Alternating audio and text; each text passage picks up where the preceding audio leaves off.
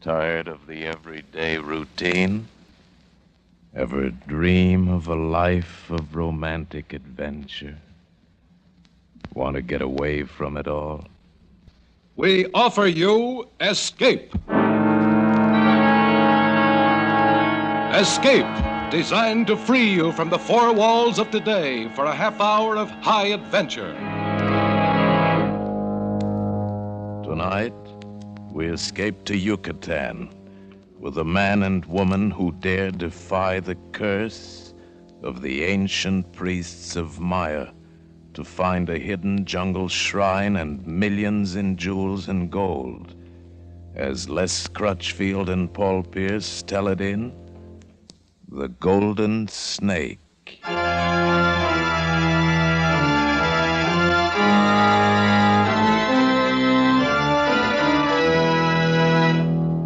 It was mid-morning of the fourth day south from New Orleans when the rusty little freighter Carib Lady dropped a hook a mile off the port of Progreso and the broad-beam tender warped alongside. The port itself and the jungle peninsula of Yucatan beyond lay in steamy lethargy beneath an early blazing tropic sun. I was in a hurry. I wanted customs clearance as quickly as possible for myself and the helicopter I brought with me. Then I wanted a few bottles of that subtly bitter beer that they brew in Monterey. My mysterious employer, Dr. Conrad, was waiting at the Itza Hotel in Merida, 24 miles inland. But in heat like this, he could wait a few hours longer. I beg your pardon. Well. I presume you're Stephen Lane. Yeah, good presumption, you're right. Well, I'm Gail Barry. Hello, Gail. I'm Dr. Conrad's secretary. Oh. I begin to see how the jungle might have certain compensations. Oh, you better slow down, Mr. Lane. You're going pretty fast, even for a pilot. Helicopter pilot. Not so much on speed, but I do a lot of hovering, especially around green-eyed girls and cold bottles of beer. Would the former like to join me over the ladder? I hope you can hang on to that sense of humor. You'll need it before this is over. Before what's over? A little late for curiosity, isn't it? You've already taken the job. Yeah, sure. I was flat broke. When that $1,500 check of Conrad's went through the Miami bank like greased lightning, I pulled out my curiosity and cut its throat. But now it's beginning to revive. Is that it? I'm sorry, baby. I didn't know this was a state secret. It isn't. You were hired to fly Dr. Conrad from Merida to a destination within a 200-mile radius and return for a fee of $5,000. What's secret about it? Purpose of this trip, for one thing. To visit ancient Mayan ruins buried in the jungle and only accessible by helicopter. Dr. Conrad is an archaeologist. Must be a fairly profitable racket. No, there's no profit in it at all. No? But, Steve, you said you were broke. Would a lot of money interest you? A lot more than $5,000? How much more? 100 times that much. Yeah? Yeah, I'd be interested. So? Check through customs. And let's have that bottle of beer. We had the beer, all right. But we didn't have any more conversation about money. Gail was beautiful, vivacious, and talkative, but on that subject, she clammed up tight. But at certain times and with certain people, money isn't everything. It was 5 o'clock in the afternoon before we took off in the helicopter and flew south to Merida and Dr. Conrad.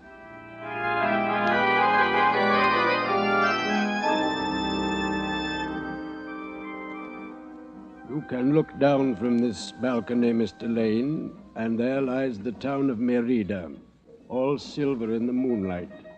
And you think it is nothing unusual, perhaps, but the town is Spanish, and beyond it is the jungle. And the jungle is still pure Mayan. Unconquered, old, and wise. Yeah, I've heard that theory before, Dr. Conrad. And you disagree with it, perhaps? I don't know.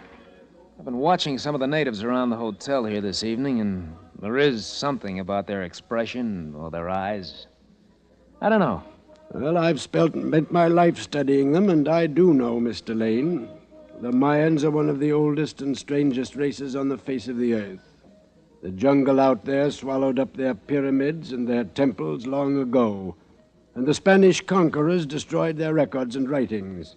But they still speak the language, and they still remember.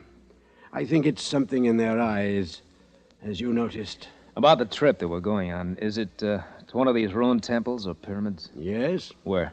South and east, more or less. Within 200 miles of here. We'll have to follow landmarks. You've been there before, then? Yes. There are no trails and no water. Snakes, army ants, fever. Average progress is 2 miles a day. And I assume that the purpose of the trip is archaeological exploration? Of course, Mr. Lane. I would have no... Dr. Conrad, I checked the invoices for the equipment. They're all correct. I left them in your room. Fine. Thank you, Miss Barry. I'll sign them later. All right, Dr. Conrad. I'll be in my room if you want me for anything. Good night, Mr. Lane. Oh, good night, Miss Barry. Look, Dr. Conrad, I think it's about time you told me the real purpose of this trip. Huh? But I did tell you. What makes you think that there Look, $5,000 is too much money for a 3-day flying trip to look over some ruins. So? Mr. Lane, can you keep your mouth shut? That depends. There'll be more in it than $5,000 if it goes all right. Illegal, I suppose? No, but dangerous. More dangerous than you can ever imagine. What kind of danger? From the Mayans. This involves a violation of the most sacred shrine in their history, the theft of their most sacred object, one they won't even admit exists. Oh, treasure hunt, huh? Not a hunt, Mr. Lane.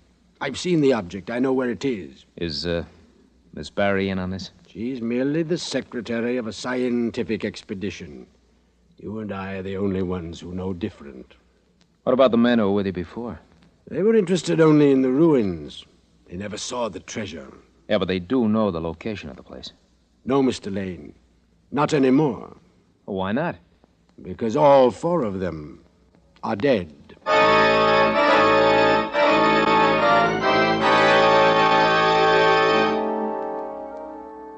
Yes, I can also tell you why Dr. Conrad didn't want to talk about it, Steve. It's because of that obsession of his, that fear of the Mayans and their vengeance. Yeah, but you feel it yourself. You told me earlier. No, not fear. Something else. Something deeper. Oh, Steve, please, get out of my room now. If Dr. Conrad found you in here, it would ruin everything. Honey, look, if I'm going to play games, I've got to know the odds. But I've already told you Dr. Conrad had nothing to do with their deaths. I know. 4 fatal accidents within a year. What kind of accidents? Different kinds. The first one happened 6 months after the joint expedition. Dr. Bentley and the original pilot took off from Merida and crashed in the jungle 10 miles from town. They were both killed. The native guide got out with a broken leg. I see. 2 months later, Dr. Pelton started overland through the jungle. A week out of Merida, he was bitten by a snake and died at one of the native Chicle camps. And the other man? His name was Dr. Blom. He tried to come north from Guatemala by canoe and was drowned when it capsized. Oh, by himself, was he? No. His native guide recovered the body. Native guide. In every case, it was a Mayan native. In at the death, you might say. Yes. That's what worries Dr. Conrad. Look, were all of these men trying to get back to that same temple? I think so. Because of the treasure? Probably. They knew they'd found the long-lost temple of Kukulkan, and they knew the legends. All right. Where do you fit in? What's the difference, Steve? You don't mind, do you? Mine? I like it. I also like to know the score. I'll do better by you than Conrad would. Much better. All right, baby. I'll buy that. Only there's one thing. Conrad hasn't told this to anybody before. How did you find out? From my father, Steve. Before he was drowned in a river in Guatemala. My real name is Blom. Yeah, I'd figured. Even though she'd never been to Yucatan before, she'd learned enough Mayan history and legend from her father to worm her way into Conrad's employ. The treasure, whatever it was, belonged to her as much as to Conrad. And given halfway even odds, I'd rather play Gail's game any day in the week and twice on Sundays.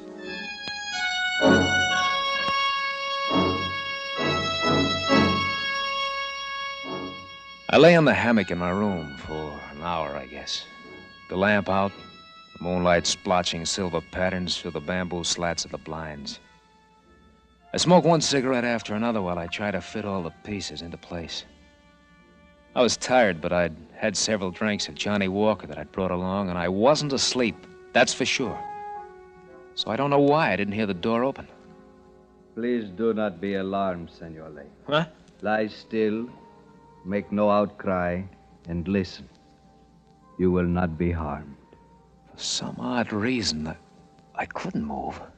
I couldn't cry out. It took great effort just to turn my head and look at him.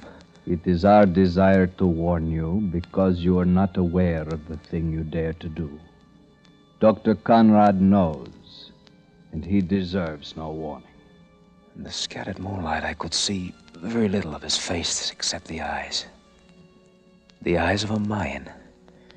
They seem very wise and 1,000 years old, like the eyes of newborn babies. I say to you once, and only once, go not to the temple of Kukulkan.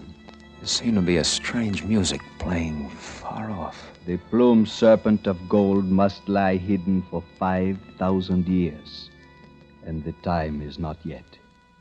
To alter the time is to die. For just an instant, the moonlight shifted, and I saw the golden band around his forehead, raised in the front and fashioned into the feathered head of a snake. You have been warned, Senor Lane. I go. The closing of the door seemed to break the spell, and I lunged for the pistol on the table beside my bed. Only it wasn't a bed, it was a hammer. Oh, confound it! Senor Lane! Oh. Senor Lane, is anything wrong? Oh! Senor Lane! Come on in! I was passing along the hall. I heard a noise. Who are you, anyway? Rodolfo Moreno. I am the night clerk. Look, did you see the man who came out of my door just before the noise? What, senor? No one came out. What? Well, I was only a few feet away. The hall is well lighted. But there was someone in here. I saw him. I heard him talking. He was a Mayan. Senor Lane, sometimes one from the north requires a day or two for becoming accustomed to the tropics. And I must tell you, the beer in Mexico is a little more strong than you may think. No, wait a minute. So you sleep now, we talk about it mañana, eh? Buenas noches, senor. Buenas noches. There wasn't much point in doing anything but follow the night clerk's advice. I couldn't very well go to Conrad and tell him a mysterious Mayan had come to my room to warn me, when the clerk had sworn he'd seen no one. I didn't see how Gail could help much. I didn't want to worry her without some definite reason. So, after a long time, I grew drowsy and fell asleep.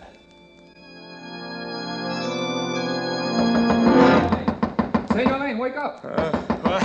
It is I, Moreno. Wake up, senor. All right, wait a minute. What is it, Moreno? What's wrong? Your friend, senor. Dr. Conrad. His heart, I think. What? What do you mean? Well, I hear him cry out. I go for help, but it was too late, senor. He is dead.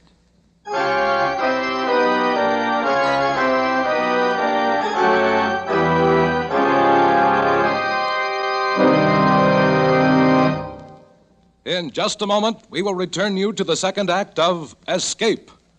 But first, Molly Goldberg's warm-hearted approach to life has gotten her into mix-ups over and over. But this Saturday night, Molly really shoots the works. Molly and Jake have planned a motor trip to Florida. But when the people who've been invited to ride along get together, Grand Central Station couldn't hold them all. What happens to the trip?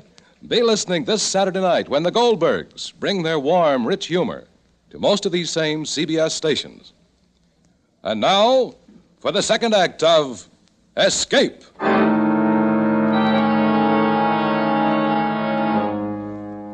I went with the night clerk to Dr. Conrad's room. Met the local physician who had been called to the hotel. Told him to go ahead with whatever arrangements were necessary. There seemed nothing else to do. Dr. Conrad had died in his bed, apparently unmolested. His room was undisturbed, and Moreno, who from his desk had a clear view of the length of the hall, said that no one had entered or left. Apparent cause of death, heart failure. But in a room a half hour later, Gail disagreed with such a simple verdict. There was nothing wrong with his heart, Steve. He died of fright. Sheer fright. I know he did. All right, honey, all right. But what caused the fright? The Mayans. Maybe the same one you said came to your room.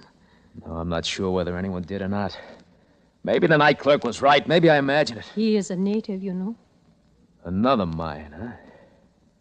Well, I could have been dreaming. No, or drunk. I don't know. It won't work, Steve. How could you have dreamed up the gold band he wore on his head? The same band worn by the high priest of Kukulkan 1,000 years ago. I don't know. That's what gets me. Had you even heard of the plumed serpent of gold before? No.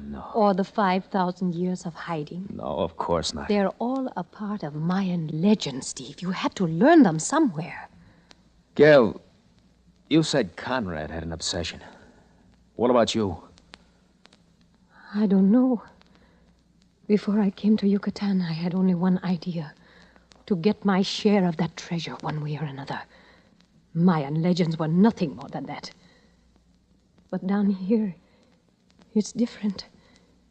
Things touch you somehow. Inside. You mean you're scared, isn't that it? Not exactly. It's something deeper. I don't know. And against that something deeper, there are how many dollars? Around 2 million, I think, from things Dr. Conrad let slip. How did he plan to dispose of the thing? Oh, there's a buyer in Mexico City. No questions asked. Conrad wanted his name kept out of it. Native vengeance again, huh? Yes. Look, would this buyer deal with us? Of course. Why should he care who brings it? Do you know the landmarks of the pyramid? This temple of Kukulkan? Yes, but... Steve, I am not sure, but... Look, honey, look. I've got a helicopter out there at the edge of town. Within 200 miles is a fortune for the taking. Baby, I've been broke too much of my life to back down from a few pipe dreams and a heart attack. How about it, baby, huh? Oh, it's no fun to be broke. Yeah, but it might be a lot of fun if we weren't. You're awfully hard to resist. Oh, I hope so, baby. Because I've got some other ideas, too, you know. What do you say? Oh, if I said no, I'd be a fool, I suppose. Oh, then don't say it. We'll both be over the jitters by morning. And one thing, we won't have to worry about accidents. Our expedition won't have any Mayans along. Oh, Steve, I told you Dr. Blom was my father. He met my mother in Mexico City. She died right after I was born. But she came originally from Yucatan.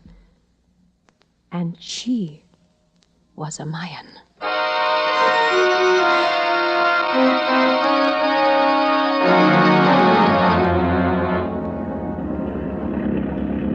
Can you tell now, Gail? Are you sure this is it? We won't land if you're not. I think so. There's the old stone roadbed in the jungle to the south. The pyramid runs southeast-northwest. The temple ruins are at the north. The jungle has grown up over the west slope. All the landmarks check, Steve. This is it. All right, honey, hang on. We're going down. The Mayans didn't know it, but when they built these pyramids flat top, they were getting ready for the helicopters. We're down.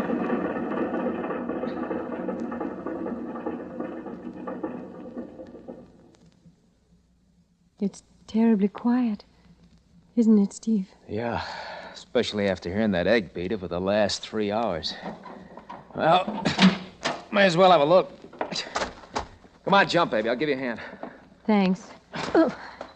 Well, they've certainly let the old place run down. It's lain here like this for more than 1,000 years, Steve.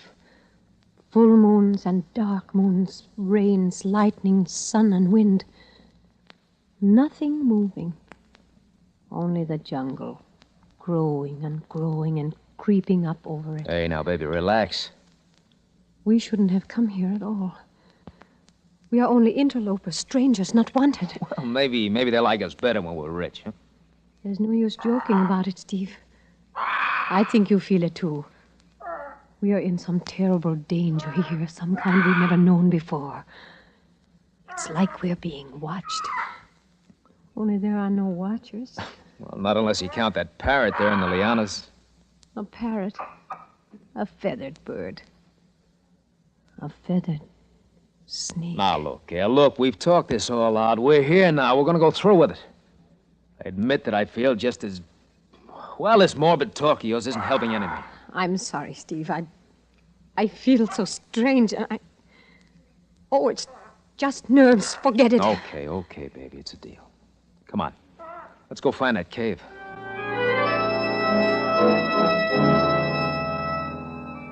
Gail had learned from Dr. Conrad that the treasure lay in a chamber inside the pyramid, reached by a tunnel which opened somewhere along the west face. And the length of rope he'd specified in the equipment, we knew about how far down the west face. So we started working our way along at that level. Gail carried the rope, flashlights, and a hacksaw, while I swung a machete against the lush growth of jungle that made every yard of progress a measure of hard work and sweat. It was late afternoon before I slashed through a green thicket of banana palms and saw it before me. Black and forbidding. Framed in hieroglyphic stone was the squat, square mouth of the tunnel. Its floor was paved with bricks velveted in green moss, undertrodden for centuries. A cool draft floated out against the jungle heat, inviting and repelling. Gail and I looked at one another for a long moment, saying nothing. And then, flashlights in hand, we walked into the tunnel. Careful, honey, careful. The ceiling's low in places. I'm watching, Steve. There may be snakes. Our boots ought to protect us. Seems to be widening out a little. I think maybe... Yes. There's a room right ahead, Steve. Good. Wonder if there's anybody home. Steve, don't joke, please. No, I'm sorry, honey. Hey, here we are. Oh, it's a big room. Yeah. I'll say it is, and I wonder where it's... Steve! Swing your light over there. Look. On a raised stone dais in the center of the cave, gleaming and glittering in the blaze of our lights, was a great figure wrought in plates of pure gold. A massive golden snake studded and jeweled with feathers of cut emerald. Steve, it's Kukulkan, the plumed serpent of gold. $2 million, baby. 3 million is closer, maybe 4. Why, the gold alone and those emeralds. Let's go now.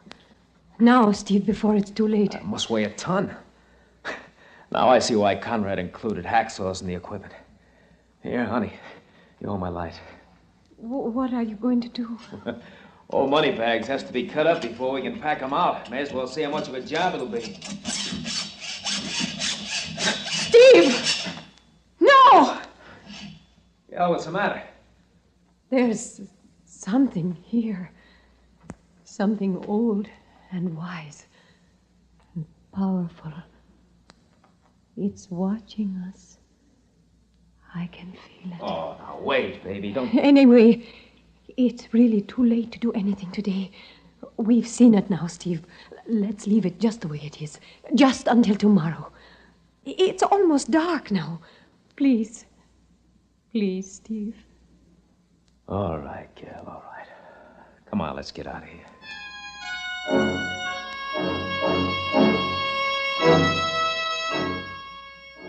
I pitched our camp on the level top of the pyramid, not far from the helicopter. Spread our sleeping bags and built a fire in a pile of stones. It was dark by the time we'd eaten, and a round full moon flooded the ruins and the miles of empty jungle with an eerie light. I lay back and I watched Gail sitting across the fire from me, staring into the strange night, lost in her own thoughts. An odd thing had happened while I was gathering rocks for the fireplace. I'd lifted a large flat stone and found under it a golden band like the one worn by the Mayan who'd come to my room. Gail had put it on her head without a word, and it fit perfectly. She still wore it, and now and then the polished gold caught flashes of light from the fire and from the moon. It was very late when I drifted off to sleep. It must have been a sound that woke me, but I think it was the odor that seeped into my sleep. That was it, the odor, pungent, aromatic, and for a moment, unidentifiable. And then I came suddenly awake, saw by the fire's embers that Gail's sleeping bag was empty. I sprang to my feet. At the moment, I recognized the odor of raw gasoline, saw the dark surface of the helicopter glistening and wet in the moonlight, and saw Gail walking toward it with a flaming stalk of dry thatch in her hand. Gail! Gail! Gail, what are you doing? No, stop it! She paid no attention, stood like a sleepwalker watching the burning plane she'd set afire, the golden band gleaming on her forehead. Then I was running, stumbling headlong toward her. Gail! Gail, come back, Gail! She didn't hear me. She moved slowly away, looking towards something that I couldn't see beyond the fire. Nor did I see the vine that caught my foot and sent me crashing onto the sharp rock. I lay there on the ground, unable to move, half blinded by concussion. By the blood that ran into my eyes, I tried to call out again and could make no sound. I could see Gail moving away past the burning plane, swaying as she walked, trance-like, an alien. I seemed to hear again the weird music of Merida far off somewhere in the night. And then, in truth or in delirium, in the shadows, past the fire, I saw them. Saw them waiting for Gail. They were clothed in white, and their eyes were Mayan, wise and old and powerful. And on each forehead gleamed a golden band, the high priests of Kukulkan.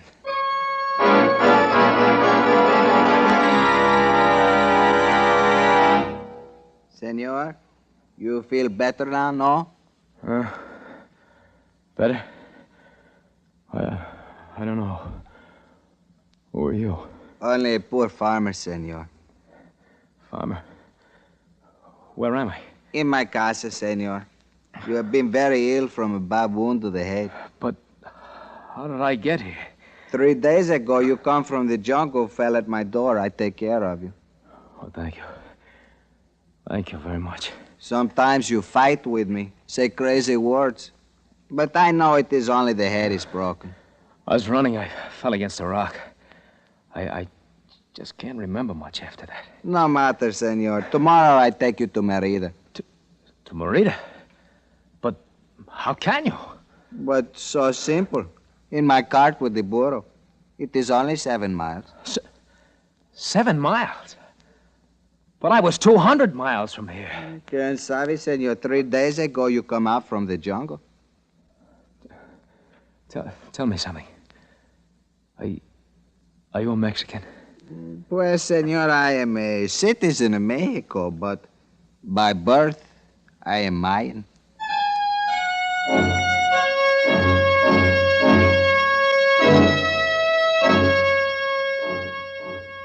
I have flown 5 times since into Yucatan, into the dark lands and the uncharted jungles. I've searched through tumbled ruins, moss-grown, rotted. I built fires on ancient pyramids at night and cried aloud to the silent moon. But never again found the temple of Kukulkan, nor the plumed serpent of gold, nor a beautiful girl named Gail. And I know I never will.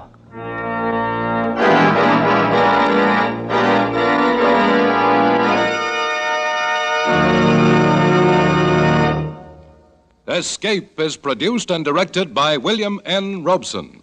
Tonight we have presented The Golden Snake, adapted for radio by Les Crutchfield from an original story by Paul Pierce. Featured in the cast were Anthony Barrett as Steve Lane, Jeanette Nolan as Gail Barry, and John Hoyt as Dr. Conrad. Also heard were Rick Vallon, Harry Bartell, and Paul Freese. Special music arranged and played by Ivan Ditmars. Next week... You are stranded on the Yangtze River, 1,500 miles from Shanghai, and in the midst of all the displaced humanity of China, somehow you have been marked for destruction from which there is no escape.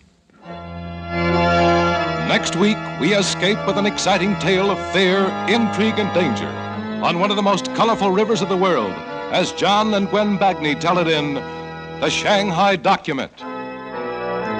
CBS famous anti-crime series Gangbusters presents a real-life police story, The Case of the Wise Young Owl, this Saturday night.